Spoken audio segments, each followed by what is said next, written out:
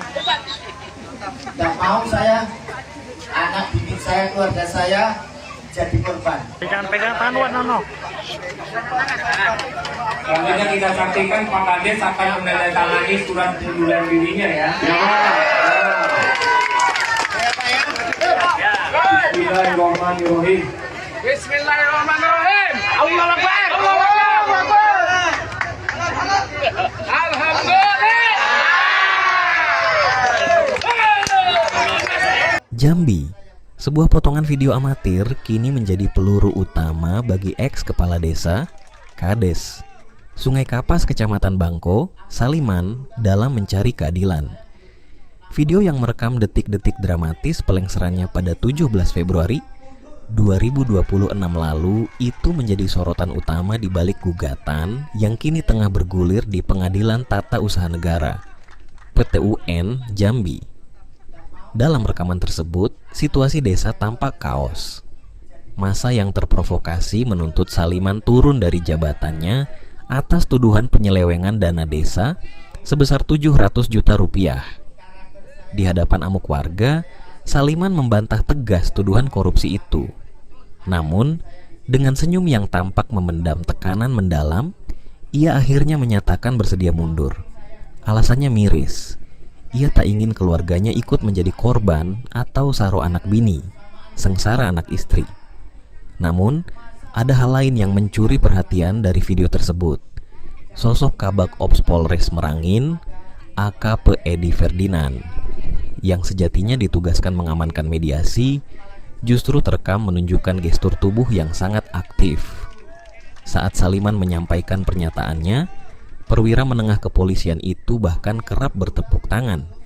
Bukan hanya itu, sesaat setelah Saliman berbicara, AKP Edi terlihat langsung mengambil alih mikrofon dari tangan sang Kades. Ia lantas menyeru dan mengajak massa untuk bersama-sama menyaksikan penandatanganan surat pengunduran diri Saliman. Ironisnya, surat pengunduran diri itu disinyalir kuat merupakan hasil tekanan. Sebab, dokumen tersebut bukan ditulis tangan layaknya keputusan sukarela, melainkan sudah diketik dan diprint oleh warga yang memprotes. Dugaan intervensi oknum aparat inilah yang kini menyeruak di meja hijau. Dalam sidang gugatan terhadap surat keputusan SK, Bupati Merangin terkait pemberhentian Kades Sungai Kapas pada Kamis, 2 Juli. Lalu, peran AKP Edi Ferdinand dipertanyakan. Ia dituding menekan Saliman agar mundur secara permanen dari jabatannya dengan ancaman terselubung terkait nasib keluarganya. Di hadapan Majelis Hakim PTUN Jambi, AKP Edi berkelit. Ia membantah keras tuduhan telah melakukan intervensi terhadap Saliman. Menurut kesaksiannya, ia hanya membahas ke Kades Saliman untuk mundur sementara waktu, yang mana hal itu diklaimnya sebagai hasil rapat darurat yang ia pimpin bersama masyarakat di lokasi kejadian. Bantahan sang perwira kontan memantik kekecewaan Saliman. Menurutnya, kesaksian itu tidak sesuai dengan fakta di lapangan. Logikanya sederhana.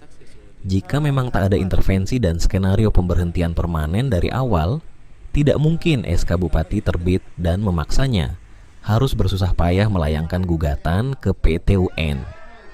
Tak terima dengan situasi ini, Saliman bersama tim kuasa hukumnya kini tengah menyiapkan langkah hukum lanjutan.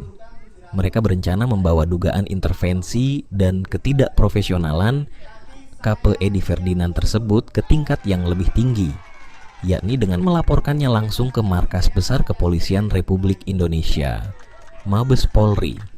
Menariknya, pelaporan ini nantinya dipastikan tidak hanya menyasar AKP Edi Ferdinand. Publik kini juga menanti terangnya peran oknum kepolisian lain, yakni seorang anggota unit tindak pidana korupsi, Tipikor, bernama Bambang. Berdasarkan fakta persidangan yang terungkap, Bambang disebut-sebut ikut mendampingi AKP Edi berada di dalam ruang kerja Kades, persis pada momen krusial saat dugaan intervensi untuk mundur itu terjadi. Lewat laporan ke Mabes Polri nanti, peran dan kapasitas Bambang di dalam ruangan tertutup tersebut diharapkan bisa didalami dan diusut tuntas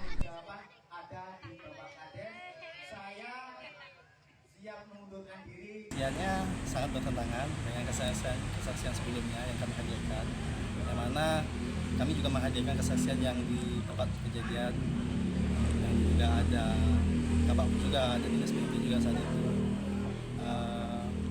Sangat bertolak belakang dengan kesaksian yang kami hadirkan.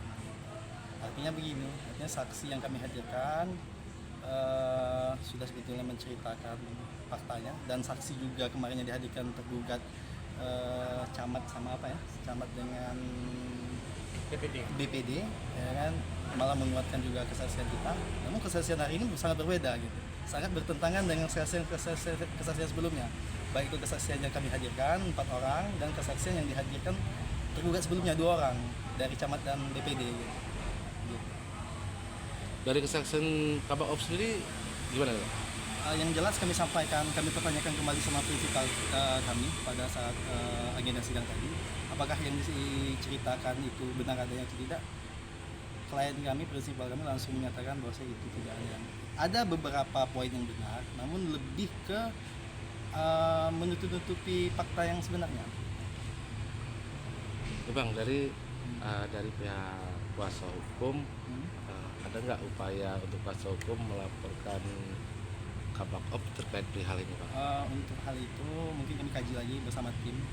Dengan ada beberapa orang tim untuk membantu Pak Saliman ini dari lembaga bantuan hukum kami.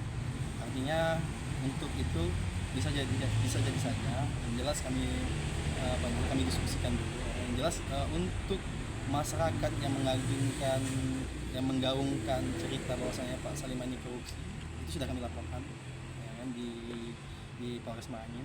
Namun kalau untuk Kabak Om sendiri mungkin kami diskusikan dulu bersama tim.